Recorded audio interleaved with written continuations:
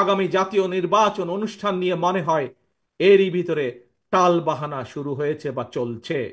প্রিয় ভাই বোনেরা, আগামী জাতীয় নির্বাচনে বিএনপি ইনশাল্লাহ জনগণের রায় রাষ্ট্র পরিচালনার সুযোগ পেলে দেশ এবং জনগণের উন্নয়নে পর্যায়ক্রমিকভাবে দলের গৃহীত পরিকল্পনাগুলো বাস্তবায়ন করবে ইনশাল্লাহ।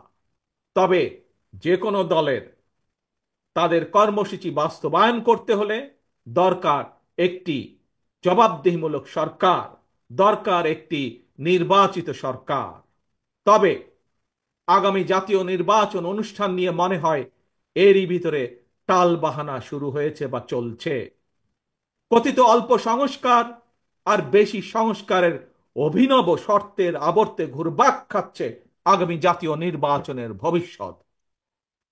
এরই ভিতরে জনগণ বিশ্বাস করতে শুরু করেছে সংস্কার নিয়ে সময়ক্ষেপণের আড়ালে অন্তর্বর্তীকালীন সরকারের ভেতরে এবং বাইরে কারো কারো মনে হয় কিছু ভিন্ন উদ্দেশ্য রয়েছে।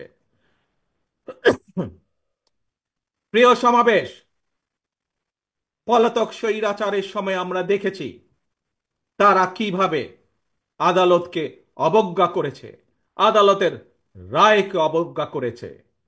অত্যন্ত দুঃখের সাথে বলতে হয়, পলাতক স্বৈরাচারের পরে যেই সরকারের কাছে দেশের মানুষ আশা করেছিল যে আইনের প্রতি সম্মান থাকবে, আমরা দেখেছি আদালতের রায়ের প্রতি সম্মান না দেখিয়ে যারা ইশরাক হোসেনকে ঢাকা দক্ষিণের মেয়রের দায়িত্ব গ্রহণে বাধা সৃষ্টি করেছে, সেই স্বৈরাচারের সেই একই যে ঘটনা সেটির পুনরাবৃত্তি আমরা দেখতে পাচ্ছি।